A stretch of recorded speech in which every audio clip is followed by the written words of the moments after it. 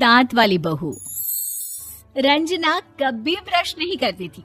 उसे कितनी बार उसके माँ बाप ने डांटा, लेकिन उसका कोई असर उस पर होता ही नहीं था, जिस कारण से उसके दांत पीले पीले हो जाते हैं।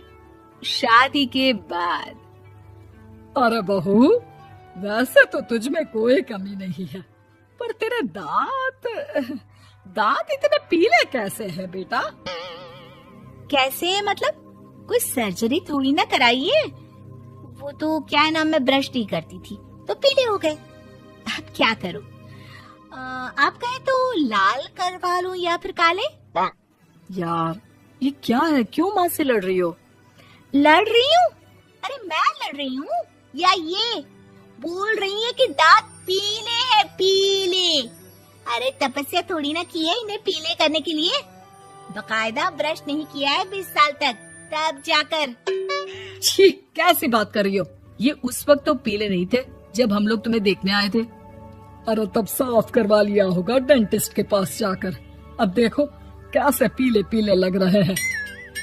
रंजना सास की तरफ गुस्से से देखती है। फिर शुरू हो गई पीले पीले पीले। अरे पीले तो तब भी थे जब मेरे हाथ का रसगुल्ला उड़ा उड़ा कर खा रही थी और बोल रही थी, लड़की नहीं गुणों का खजाना दे रहे भाई साहब आप।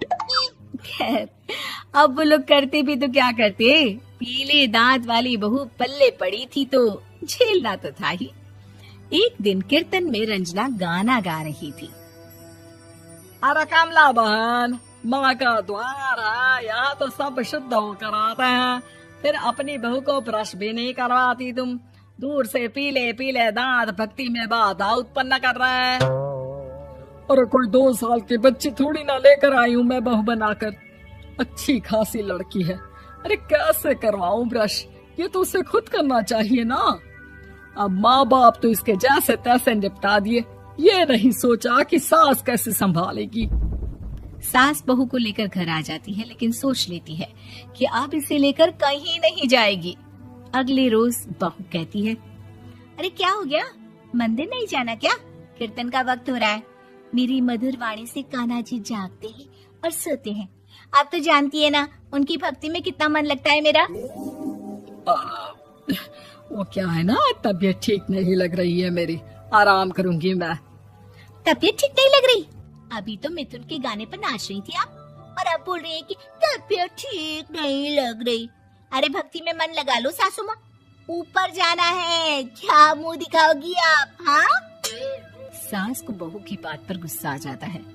मैं क्या मुंह दिखाऊंगी, इसकी चिंता तो ना कर, समझी? अपने मुंह की चिंता कर, जो ये पीले पीले दांत लेकर हर जगह पहुंच जाती है। पता है लोग कितना मजाक बनाते हैं। ना जी ना, मैं नहीं जाना कहीं तेरे साथ। तो ये बात है, कोई ना, मत जाओ, मैं अपने कमरे में ही बैठकर भक्ति कर लूंगी। ऊपर वाला दांत थोड़ी ना देखता है, मन देखता है, भावना देखता है। और अरे बस बस, तू सब कुछ दिखा, बस ये सफेद चमकदार दांत ना दिखाना किसी को, है? जा यहाँ से।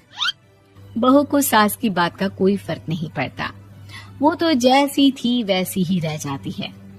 सुबह नहाकर किचन में खाना बनाना, फिर खाना खाना, कीर्तन भजन करना और सो जाना। एक दिन, माँ जी मैं सहेली के घर जा रही हूँ, शाम को लेट आऊंगी।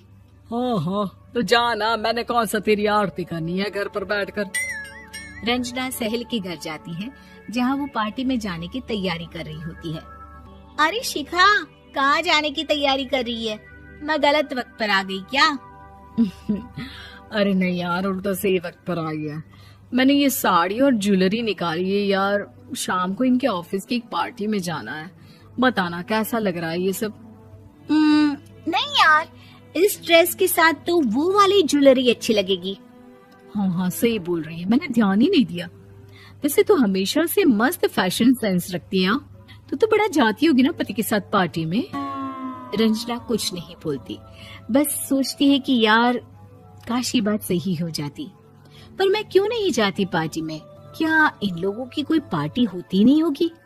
रंजना घर आती है और रात में पति से सवाल करती है, एक बात बताइए, आप मुझे किसी पार्टी में क्यों नहीं ले जाते?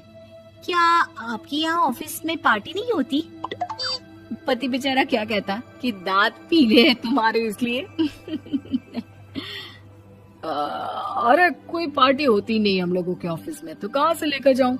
और मार्केट, मॉल, कहीं वीकेंड घूमना, कहीं तो। अरे यार सारे हफ्ते में एक छुट्टी मिलती है, तो सोचता हूँ कि आराम ही कर लूं। क्यों? रंजना मन मार के रह जाती है। पहले कभी सास के साथ मंदिर जाया करती थी, लेकिन वो भी सास ने ले जाना बंद कर दिया। घर बैठी बैठी रंजना बोर हो जाती है। तभी उसे आइडिया आता है और वो मायके जाने का सोचती है। सासू माँ, 2 दिनों के लिए मम्मी के घर जा रही हूँ। अच्छा ठीक है, आराम से जा। और हाँ, माँ से कुछ अच्छी आदत सीख कर आना कि कैसे शरीर के हर भाग की तरह दांतों की सफाई भी जरूरी होती है, समझी? शुरू हो गई ना आप। वो लोग आपकी तरह नहीं है कि छोटी छोटी बात का बतंगड़ बना दे। उन लोगों के लिए मैं मायने रखती हूँ, ना कि मेरे पीले पीले दांत। रंजना माँ को बिना बताए उन लोगों को सरप्राइज देती है, लेकिन जैसे ही वो दरवाजे पर पहुंचती है, अंदर देखती है कि घर वाले कहीं जा रहे होते हैं। अब माँ, काश रंजना दीदी के दांतों वाली प्रॉब्लम नहीं होती, तो वो भी हम लोगों के साथ चलती ना बुआ जी की बेटी की शादी में। हाँ बेटा, लेकिन अब उसे कौन समझाए कि उसको उसके पीले दांत नहीं दिखते, लेकिन उसके आसपास के लोगों को कितना एम्बैरेसिंग फील कराते हैं। मुझे तो कितनी बार उसके स्कूल की टीचर ने शिकायत की कि उसके साथ कोई लड़की बैठना भी नहीं चाहती, और ना ही कॉलेज में कोई उससे बात करना चाहता था। लेकिन पता नहीं क्यों उसे ये बात समझ में ही नहीं आती। कोई कमी नहीं है उस लड़की में, बस यही कि दांत पीले हैं। वो तो भला हो जीजा जी और उनकी माँ का, जो दीदी को जैसी है वैसे ही रखा हुआ है। रंजना को अपने घर वालों की बात सुनकर बहुत दुख होता है। वो सोचती है कि वो क्या करे, लेकिन फिर वो सीधा डेंटिस्ट के पास जाती है, अपने दांत चमकाती है और कसम खाती है कि वो रोज ब्रश करेगी। अरे क्या हो गया? तुम तो 2 दिनों के लिए गई थी ना, पर कोई ना, अच्छा है, चलो आ गई तो।